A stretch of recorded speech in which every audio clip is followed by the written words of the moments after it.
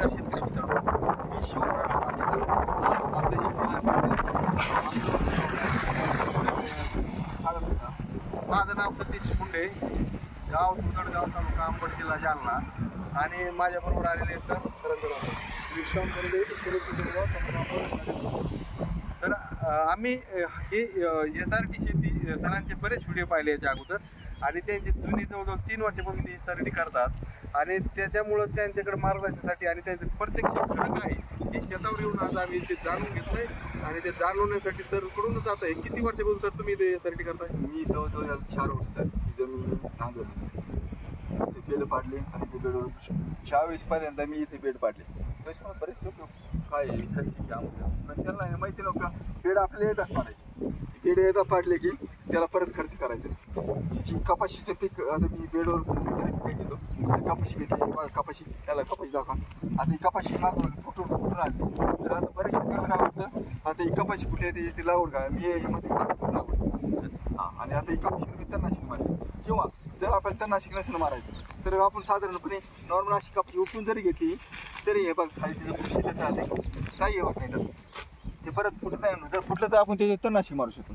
आणि आपल्याला होतं काय हे जे आपण जे खोड आहे कपाशीचे मूळ कार्बन म्हणजे याच्यापासून रासायनिक जास्त याची गरज म्हणजे काय आणि SRT कशी सुरुवात झाली इथून सुरुवात करा. SRT म्हणजे आपण जमीन यायला सांगायला आणि नांगरली परत आपल्याला ती 10, 15, 20 जेवढं शक्य होईल तेवढं नांगरणी टाळायची. का टाळायची? बेड पाडायची. SRT म्हणजे बेड पाडून आणि हे बेड पाडण्याचे काम सगुणा बागेचं राखेला गेलं. भातावर त्यांनी हा पहिला प्रयोग केला, कारण तिथं चिखलनी केल्यानंतर त्यांचे काय व्हायचे, चिखली जर टाकली केली आणि जोरात पोहोचावं तेवढं काही पूर्णपणे चिखल होतं गर्भ होऊन जाते. त्यांनी ऑटोमॅटिक दगड खाली जमिनीची आठवला, कारण जे केलं जे तुम्ही गाय केला माती केली ती होते आणि तिसरी ती आपली सुरू आली. काय होतं आपण ज्यावेळेस नांगरणी करतो आणि पहिला जर पाऊस आला आणि पहिला पाऊस आला आपलं पूर्ण मातीतून गडूळ पाणी वाले ते गडूळ पाण्याचं अतिशय मातीचं कण असतं, वाहून गेले का आपल्या पिढे कारण बऱ्याचशा भागात पाहिलं मातीचं मुरुम अशी बऱ्याच शेतकऱ्यांच्या शेतीमध्ये आज याचं कारण काय पूर्वी त्यांच्या शेतीमध्ये माती होती, पूर्वी सांगतात माती होती आमच्याकडे, पण आता ही काळ तरी माती राहायची, माती वाहून गेली. नांगरणी केल्यानंतर काय होतं ते आपल्या जमिनीमध्ये जसे काय सूक्ष्म जीवन असतं तशी जमिनीमध्ये सूक्ष्म जीवन असतं. ते नांगरणी टेम्परेचर आता दरवर्षी वाढत चालायचं, उन्हाचं तुफान वाढत आणि याची वाढ होणार, याची वाढ होणं म्हणजे झाड तोड जाते. झाड तोडलं का टेम्परेचर वाढणार. वृक्षवल्ली आंबासोरी का म्हणजे वृक्षवल्ली आंबासोरी सोयरी वृक्ष आमचे पाहुणे का म्हणजे कारण ते पाहुणे जर सहकार्य करत असतात तर तुम्ही जर वृक्षवल्ली आंबासोरी ते तोडीतच असतात त्या उपयोग होऊन म्हणजे येणाऱ्या काळाच्या भविष्याला सामोरं जावं लागेल. बरोबर. आता SRT तुमचं आता हे तुमचं तिसरं वर्ष आहे, चौथं वर्ष आहे. 3 वर्ष याच्या अगोदर केले तुम्ही. परंतु आता मग स्टेप बाय स्टेप सांगा की पहिल्या वर्षी कसा अनुभव आला, दुसऱ्या वर्षी कसा आला आणि तिसऱ्या वर्षी कसा आला? पहिल्या वर्षी मला नवीनच असल्यामुळं पण तरी मी अडचण केलं, मला काही अडचण येऊन दिली. मी कपाशी आपलं पप्पाला माझ्या मुलं बसवलं आणि कपाशी लगत किंवा तुम्ही लगत असं त्याला आणि एकदम कपाशीची माझी उंची वाटली तर पूर्णपणे जवळ गेला नाही का माझा, कारण मला पहिल्यांदा पायी घालून वाचलं तो पण वाचले. आणि दरवर्षी ट्रॅक्टरची नांगरणी वाचली आणि आपली ट्रॅक्टरची नांगरणी व्हायला आपण एक जमिनीला मुळं दिले ना त्यामुळे आपण सेंद्रिय कर्ब तयार व्हायला हे मुळं पुढच्या पिकाला तयार व्हावं, याचं खत पुढच्या पिकाला तयार याचं मुळं जमिनीत राहिल्यामुळं पुजल्यामुळे ते जेवण जाणं तयार होतं, सूक्ष्म जीवन वाढतात, गांडूळ वाढतात आणि ते पुढच्या पिकाला त्याचं खत तयार होतं. आणि आता तुमचं इथं 1 एकर होतं. 1 एकर मध्ये सरासरी तुमचं किती उत्पन्न झालं? कारण शेतकऱ्याला ती अपेक्षा असते. मग बराच प्रश्न तुम्ही महत्वाचा विचारला, कारण बरेच शेतकरी मला दरवर्षी विचारतात उत्पन्न निघतं का. बरं जर बैलाने किंवा मशीनने पाय घातली तर कपाशीचं उत्पन्न वाढते ते का खत आहे का? नाही ना. त्यांनी काय होतं कपाशी आता नवीन ती आले तर बघा पाय घालावे तर ते यंत्र जमीन आणि पाऊस आला की माती वाहून जाते तुमच्या जमिनीमध्ये गर्भ होऊन जातो आणि दगड शिल्लक त्याच्यापेक्षा आपण मशीन कशी पाय घालतो बंद करायची आणि तणाशद्वारे तर नियोजन करायचं. पहिल्या वर्षी अनुभव यायला सुरुवात होतो का?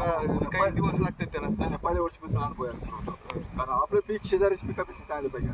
कारण माझ्या पिकाची उंची डोक्याच्या वर होती आणि शेजाऱ्याचं गुडगाण जास्त काम.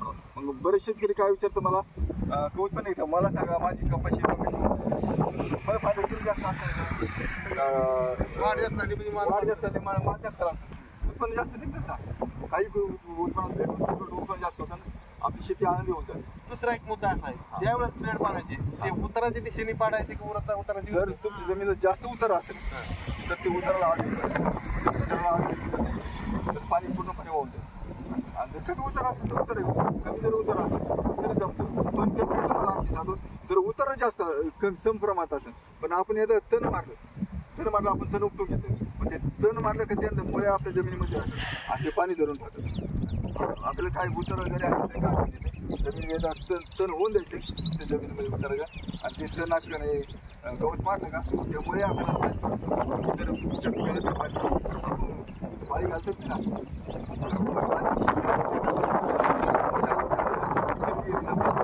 कसं पाणी आडवा पाणी जिरोमुळे चालतं, बेडमध्ये पाणी पडतं आणि ते जिरल्यानंतर ऑटोमॅटिक पाणी शक्त वाटते आणि इतर लोकांना विहिरीचा फायदा होतो आपल्याला. हा आपला मुद्दा महत्वाचा राहिला की आपल्या एक एकर पहिल्या वर्षी दुसऱ्या वर्षी आणि कापसासाठी लोक परेशान झालेले आहेत. कारण खर्च उत्पन्न या सगळ्या गोष्टी पाहिल्या तर कापसात पण एवढं काही मोठं परवडत नाही. परंतु तुम्ही म्हणता की याच्यामध्ये खूप परवडतोय किंवा परवडतोय, हे कसं? बरं आता आपण खर्च आणि ते सगळं सांगा. आपण तण ठेवलं तर खरंच त्या पण ऐका ना, आपण ज्यावेळेस कपाशी लागवड केली मग त्यावेळेस स्टार्टला आपण ग्लायफोसेट किंवा राऊंड अप फवारणी केली आणि नंतर जर आपण तण ठेवलं तर ते चिकी रोगराई येत ना कपाशी. कारण त्याचं असं आहे की कीटक येतात व ते कपाशीवर बसतात, ते कपाशीवर न बसतात तणावर बसतात.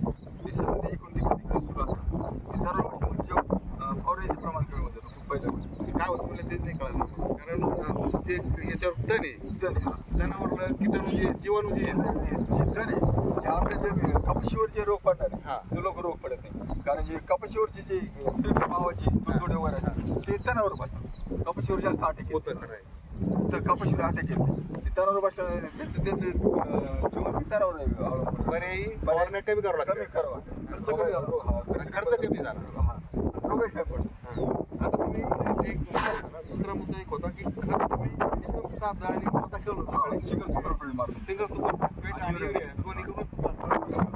तर ते त्या खतामध्ये आता आमच्याकडे तर काही लोकांनी 25 बॅग घालतो, 20 बॅग, एक जणांची 20 बॅग एक एकराला घातल्या.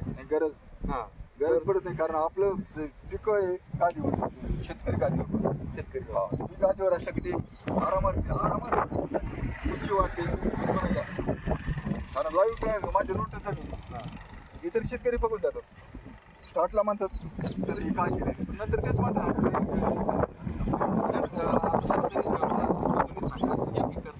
पैसे वाचले किती आता? पहिले आपण जे आपली आता माझे नांगरट नाही केले नांगरटीचे 1,500 नाही 1600-1700 नांगरटी लागली. 2,000 रुपये. नाही 1600 मुंगटी 900 आणि नंतर पाय घाला 600 पुढे होतं. आता 700-800 रुपये होते. बरे 4-5